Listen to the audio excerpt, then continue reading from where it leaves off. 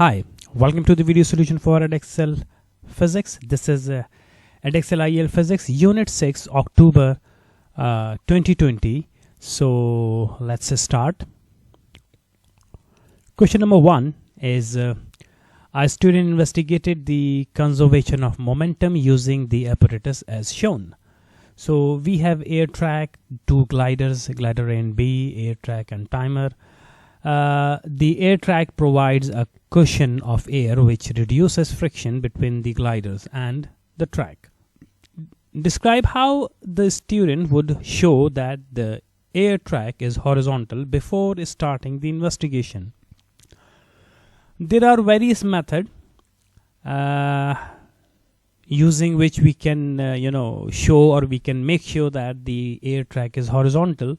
One method you can write is you use a meter rule along with the set square. So you can mark the meter rule, vertical meter rule, something like that, and then along with the set square, and then you can measure the height. And the other side, another meter rule along with the set square, so that the ruler remains perpendicular and you measure the height. If these heights are same, that means air track is horizontal. But the most typical, that's what I always prefer, is I use spirit level. So a spirit level is a component, is a device contain air bubble. So this is a spirit, this is a cylinder filled with liquid, generally spirit, and we have air bubble, and this air bubble is decide or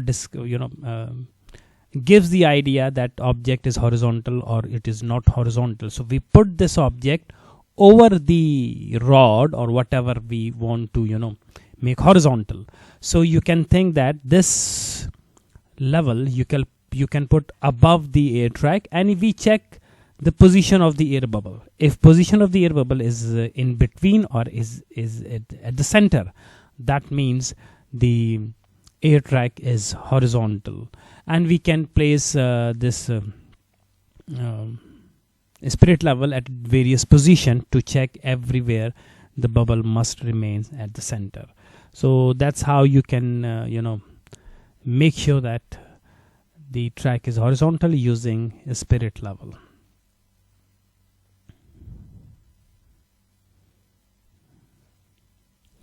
Part B, the student pushed glider A. The first light gate recorded the time t1 for the card on the glider A to pass through it. The gliders collided and stuck together. The second light gate recorded the time t2. So we have a measured time t1 for glider A, t2 for the combined glider. Glider A and glider B is combined time. The student recorded t1 and t2 for 3 separate collisions. So this is the T1 values and T2 values. The masses of gliders were identical. If momentum is conserved, then T2 is equal to twice of the T1. This is the condition if momentum is conserved. Show that momentum was conserved in this investigation. So the idea is they are giving us a condition that if momentum is conserved, then T2 should be double of the T1. Or in other words, you can say this is the given condition. If you check T2 divided by T1, if you find the ratio between these two times, T2 divided by T1, so this ratio should be 2. If ratio is 2, then we say that momentum is conserved. And we need to check that, or we need to show that momentum is conserved in these three trial or three readings. So you can divide T2 with T1 for the first set of value. So you can say 0.70 divided by 0.34. So the result will be 2.06. And do the same thing, 0.39 divided by 0.21. So the result will be 1.86. And then the third one, 0.55 divided by 0.28. And the result of this ratio will be 1.96. Clearly, all these numbers are approximately is equal to 2. And we say that if ratio between T2 and T1 is 2, then the momentum is conserved. So you have to write this statement that ratio between T2 to T1 is approximately equal to 2. So which shows that momentum in these collisions are conserved. Part C, another student suggested that using a piece of card twice as long would improve the investigation. Assess this suggestion. So if you see the setup or the glider especially, the idea is the measured time depend upon the length. So basically what happens, if you have done this experiment in your school, you know that when a glider starts or enters into the first into the any light gate or first or second, whatever, when the card intersect or enter into the light gate here, at the same time it triggers the timer, and then this card keeps passing through the light gate and time keeps running until the card completely comes out from the other end. When the card comes out, then timer is a stop. So basically this time is the time measured for the card to pass through the light gate. That means if you increase the length of the card, definitely it will take more time to pass through the light gate. So time will increase. And because we have a gentle push and we have a no friction, so generally in this experiment we say that velocity is constant.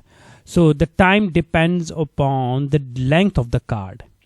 So if length is double, so the measured time or the recorded time will also be double.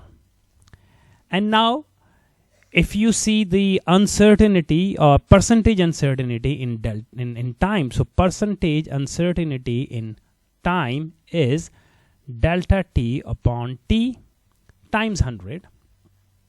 You know that delta t is the uncertainty in time which depends upon the timer. Timer is not changed, so uncertainty stays the same, which is uncertainty of the timer. But this time is increased, which is in denominator. So overall percentage uncertainty is decreased.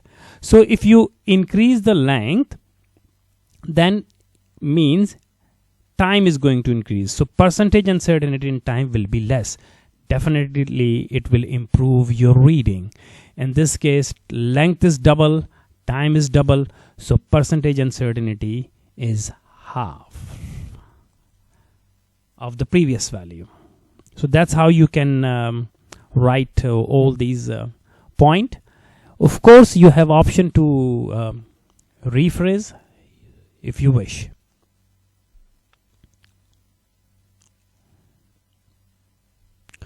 Question number 2. A student wrote the following plans to investigate the distance traveled by alpha particles in air. So place a Geiger-Müller tube in front of the source, measure the distance d from the source to the tube, measure the count, change d and take more readings. Devise a more detailed plan for this investigation. Remember, whenever we are dealing with radioactivity and we are measuring the count rate of the source from GM tube or Geiger-Müller tube, make sure that you start always at the beginning. We first measure background radiation. So this should be the first step. So first, a student should measure the background radiation so that we can, correct the reading. So background radiation or background count rate, and then the source should be put at some distance from the GM tube. The important thing is this is the GM tube, and this is the source. So the source should align with the tube so that maximum radiation enters into the GM tube, so we can measure maximum count rate. So once you align and then you allow to radiation to go through, and we start noting down the count rate. But remember, another thing is we will have to wait some longer time for measuring the count rate. We just don't put and we immediately do not measure. We take some time. We keep source in front of the Geiger Muller. We wait for some longer time. It can be 1 minute or 2 minutes. It depends on the time frame or time. But time should be long enough to measure the count rate. So count rate is measured, and then we repeat the procedure. We again remove the source at the same distance and put the source again, and then we take the same time and we measure the count rate, and then we measure the distance. This is the distance D. So the whole procedure is repeated by changing the distance, and we measure the count rate. Finally, we can plot a graph of D on the x-axis and the count rate on the y-axis to find the trend between these two variables. So that's how you can write all these information in the form of a bullet point or a paragraph. It's up to you.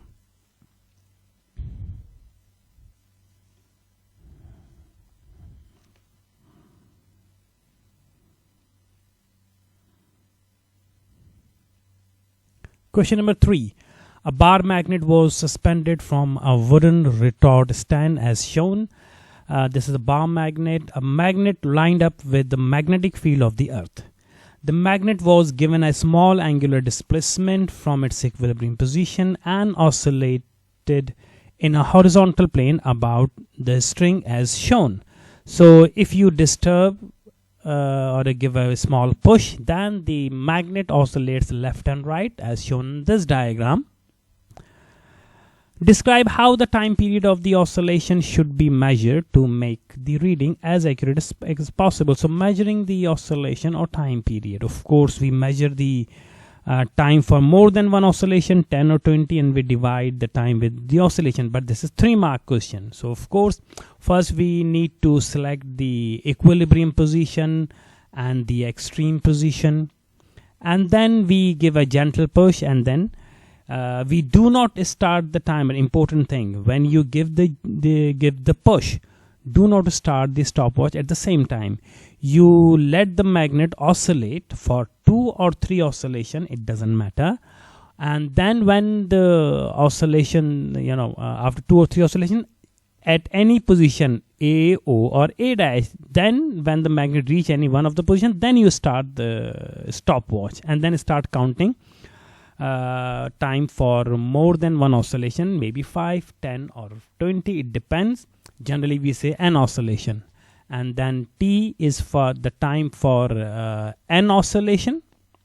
So the time period T is T divided by n, and then we repeat the whole procedure in order to minimize the random error. So that's how you can write.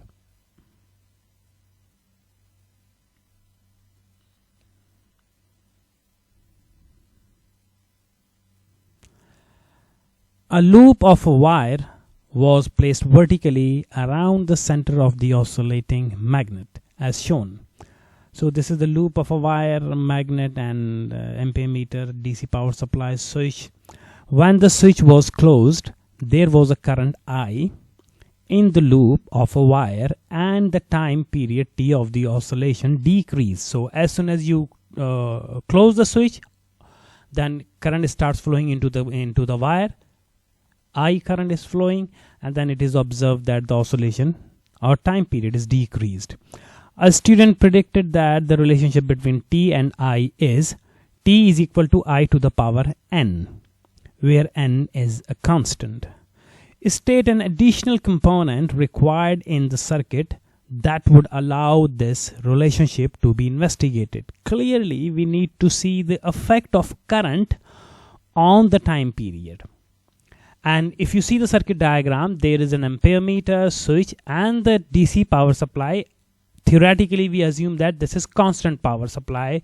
So constant current is flowing into the circuit. There is no component which can be used to change the current. So in order to change the current, we use a variable resistor in a circuit so that current can be increased or decreased. So additional component we need in this circuit is variable resistor to control or decrease or increase the current. So variable resistor in the circuit. Explain why plotting a graph of t against log of I would test the validity of this relationship. Clearly, the relationship was given as t is equal to I to the power n. And if you are okay with the log property, so this equation in the form of log, you can write log of t is equal to log of I to the power n, and this n comes before the log. So log of t is equal to n log of I. And now this is the form of y is equal to mx. That means m, which is a gradient, is equal to n. So if you plot graph of log of t against log of I, and if you have a straight line, that means the relationship will be valid. So after explaining all the after showing all these things, so you can explain how can you check the validity. The student processed his result and produced the table below. So we have a time in second and we have a current in ampere. Plot a graph of log of t against log of I on the grid opposite. Use additional column in the table to record your process data. Of course, because we need to plot the graph of log of t and log of I, while values are given only t and I. So this column should be log of t, and this column should be the value consist of log of I. Remember, do not forget to write the unit. So the unit of current is ampere. When you calculate the log, the unit remains the same. So unit remain the same like this, and this t is second. So this is the column heading, and then of course you can use log from your calculator and you can calculate each and every value, log of each and every value, and you can keep writing all the numbers in these column. So that's how you can complete it, and then we are going to plot the graph. So you can say that, let me just erase. So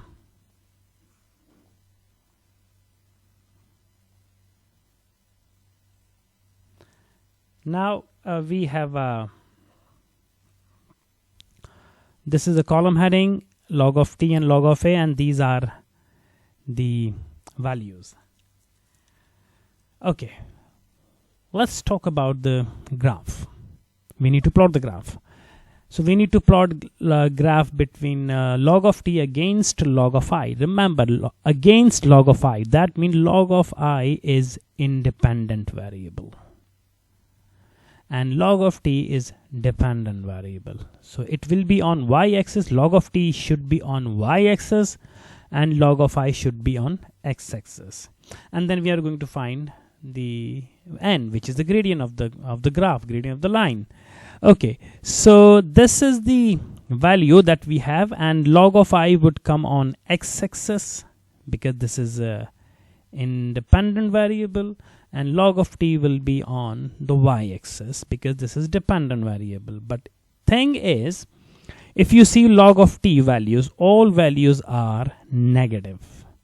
That means y-axis, we need to plot all these points on negative y-axis.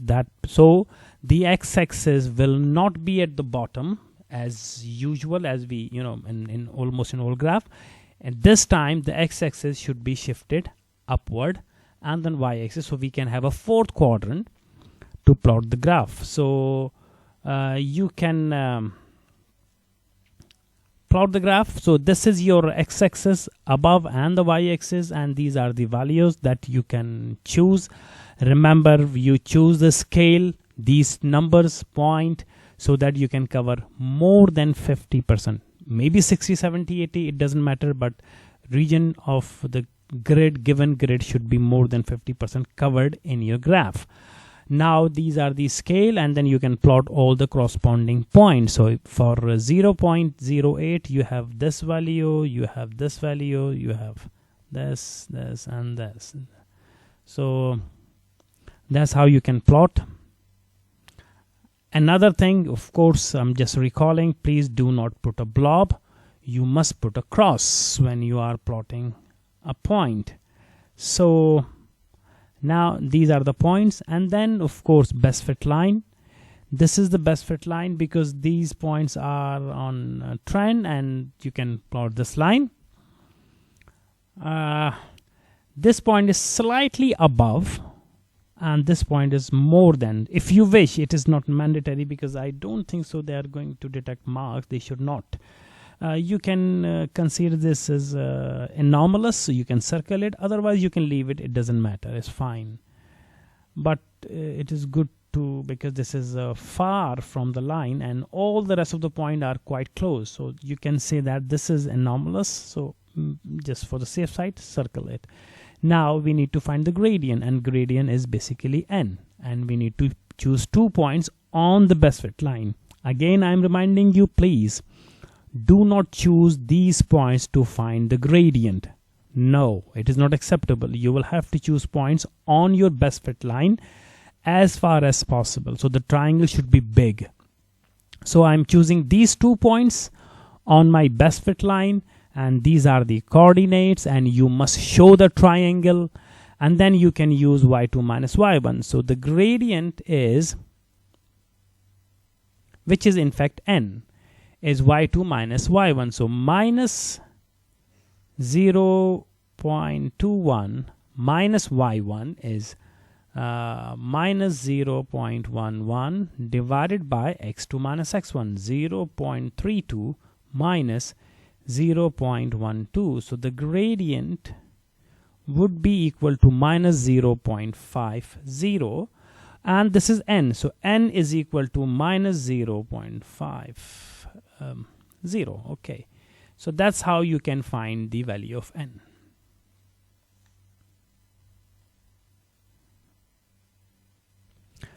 After plotting the graph, the student modified his prediction. He suggested that the relationship between t and I is t is equal to ki to the power n.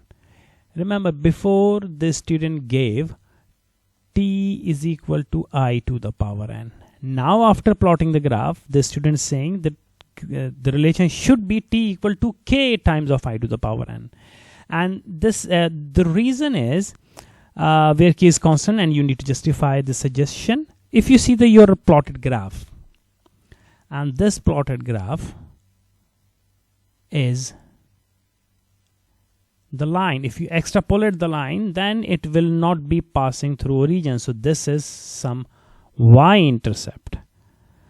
So basically, what do you need to do? You need to show that this equation can be written in the form of y is equal to mx plus c, and this c is the y-intercept. So how do you do that? So log of t, you apply log on both sides, is equal to log of k I to the power n, and then the right hand side, only the right hand side can be written as log of k plus log of I to the power n, and then n comes down. Finally, log of t on the left hand side, and the right hand side is n log of I plus log of k, and this log of k is in fact c, which is y-intercept. So you can compare this equation as y is equal to mx plus c. Because the graph is not passing through origin, so there has to be some y-intercept, which is in fact the value of log of k. That means, yes, the second suggestion is correct. So after showing all these things, you can write this comment.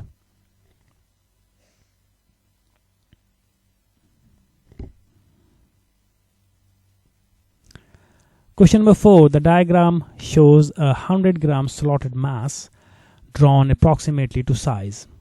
A student determined the density of the metal from which the slotted mass was made. So this is slotted mass, this is the gap, thickness given, and so on. State the most appropriate measuring instrument for a student to use to measure the width A and the length B of the slotted mass. So if you have seen slotted mass of different masses in your lab, so you know that the best instrument to find the thickness of thickness A and B is a Vernier caliper or a digital caliper. So you can use any one of these. So you say that the Vernier caliper or digital caliper are best instrument that a student can use. Explain one technique she should use when measuring A and B. Okay, so of course you are using Vernier caliper. We have a slightly big object, so we take measurement of A and B from various position, multiple reading, and then we use mean value of A and mean value of B in order to reduce the random error. So that's how you can write.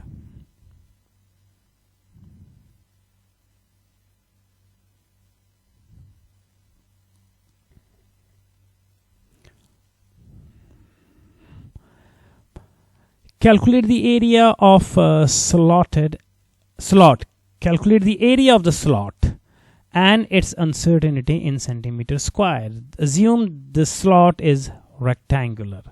So if you see the slot, this is the slot that you need to find the area here, and we are assuming that this is rectangle, so it's easy. A times B. A and B are given. So area of the slot A is A times B. So you can say 0.47 times 2.19. So area of the slot, if you time these, so you have 1.03. And what about the uncertainty? Because you are multiplying the two quantities which has their own uncertainties. So the uncertainty in the area, delta A, would be equal to uncertainty in the A, delta A upon A, plus delta B by B times the calculated area A, which is 1.03. This is the formula reference that I wrote. It's your choice. You can directly put the number.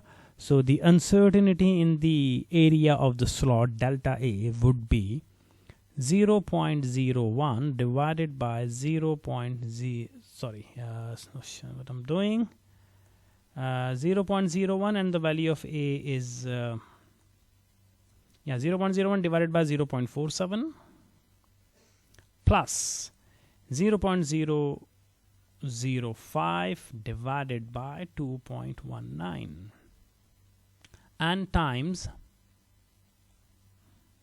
the area 1.03. Once you solve this, delta A would be equal to 0.024, or you can say 0.02. In fact, this is 0.024.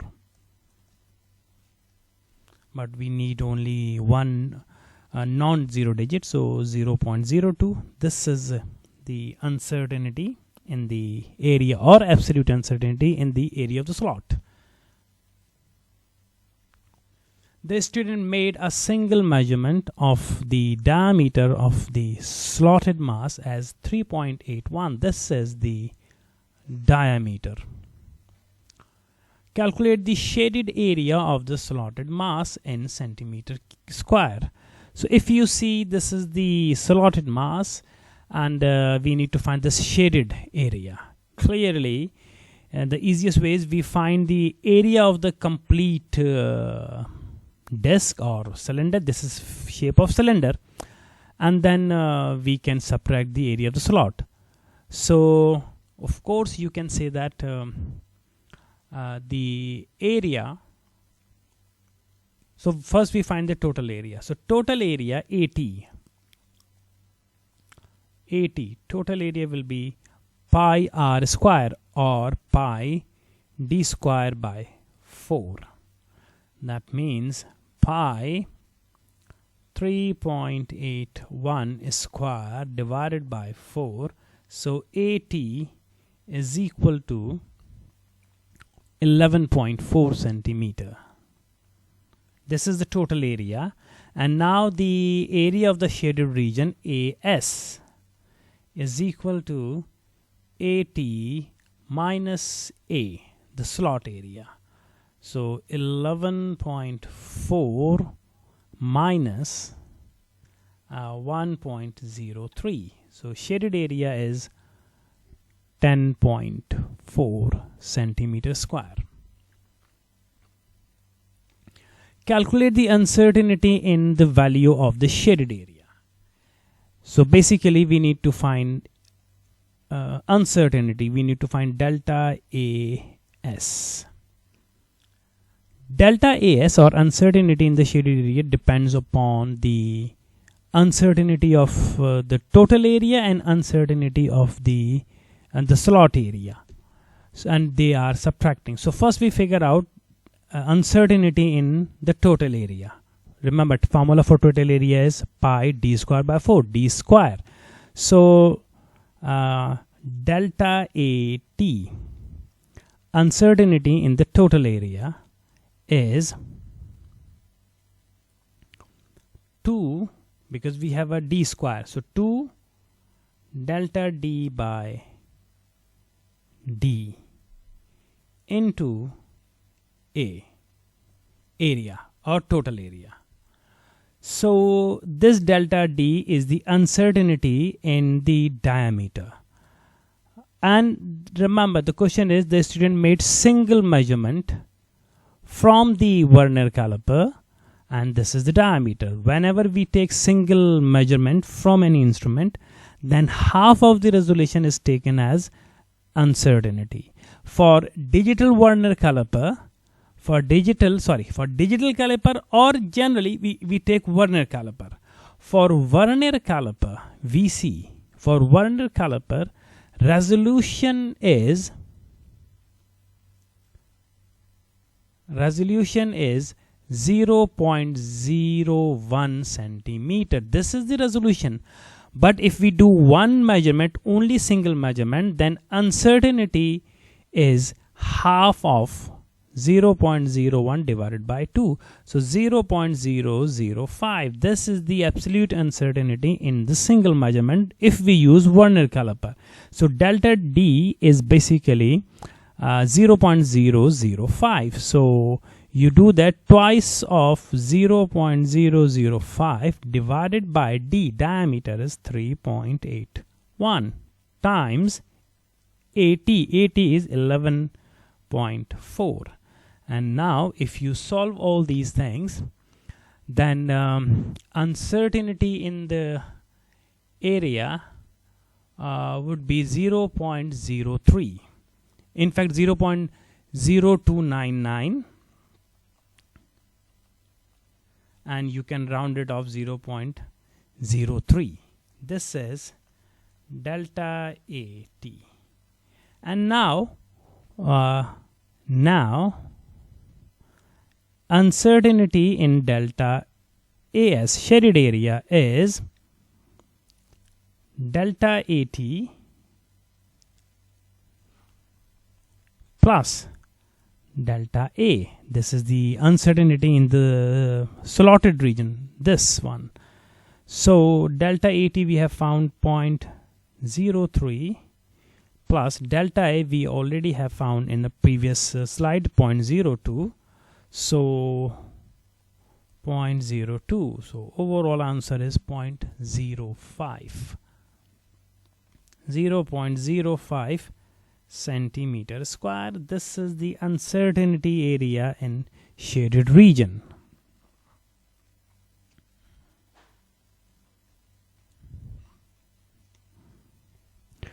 Part C. The student used a micrometer screw gauge to measure the thickness T of the slotted mass. She obtained the following result.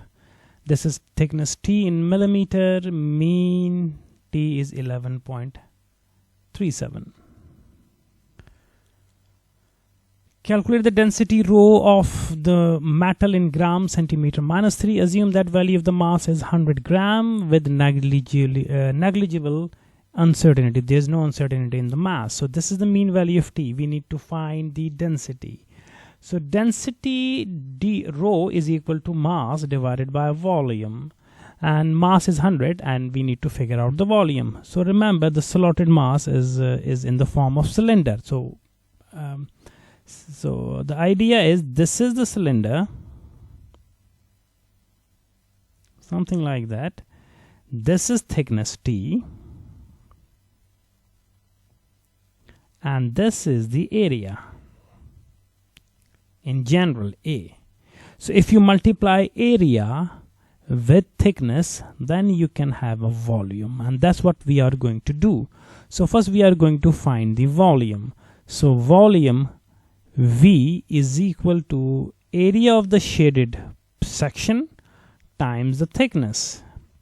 So area of the shaded section is 10.4, I guess. If we have found area of this 10.4, this is the shaded.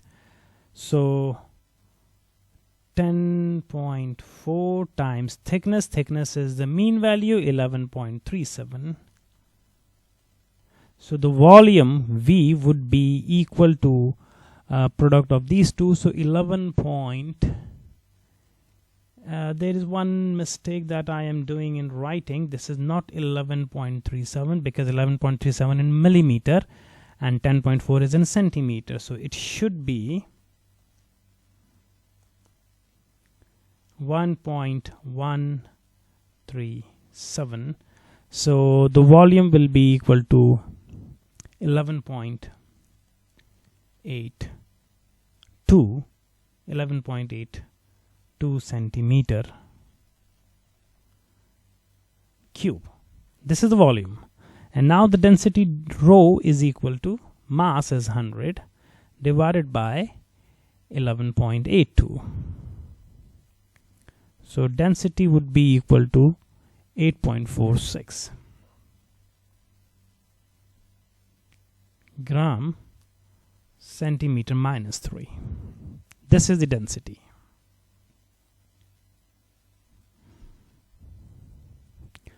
Calculate the percentage uncertainty in the value of the rho. So I told you that the density rho was mass over volume. Mass was constant because negligible uncertainty. So mass is constant. So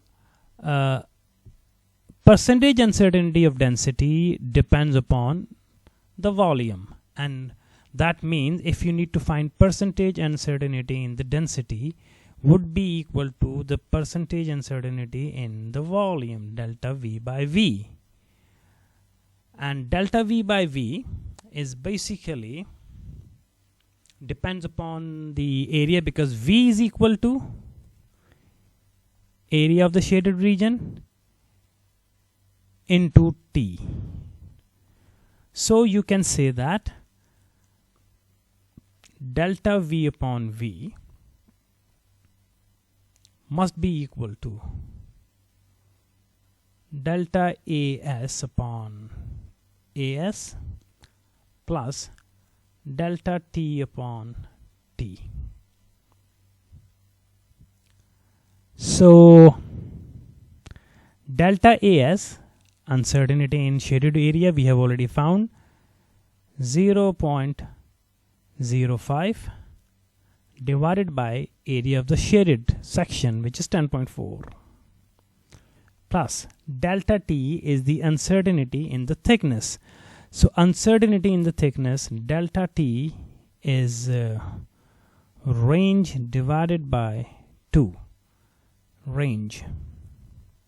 So if you go back and you see range, you can find from here, maximum minus minimum divided by T. I'm not doing this, so remember range divided by 2. So delta T, when you solve that, so delta T would be equal to 0.02 divided by 11.37, and when you solve this, so answer will be equal to 0.0066. You can make it 7 and multiply by 100, so give you percentage.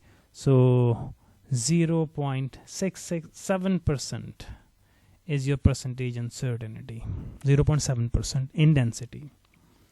The student thinks that the slotted mass is made from brass, which has a density 8.5 gram centimeter minus 3. Determine whether the slotted mass could be made of brass. So the easiest way is we check the percentage difference, because we have already found the density of our slotted mass, and then density is 8.46, and we find the percentage difference. So percentage difference is standard density, which is 8.5, minus calculated density, so this is 8.46. Absolute value, sometime we need, divided by standard accepted, 8.5 times 100. So if you solve this, your answer will be equal to 0.35.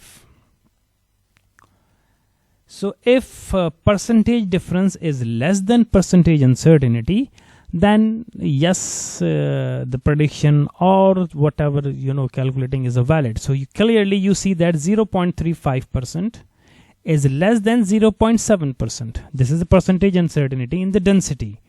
So percentage difference is less than percentage uncertainty. So yes, the mass could be made. The mass could be made from brass.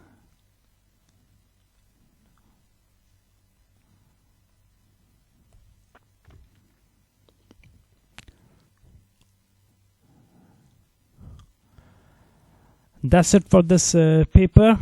I hope you understand. If you have any doubt, let me know in the comment section. Have a nice time.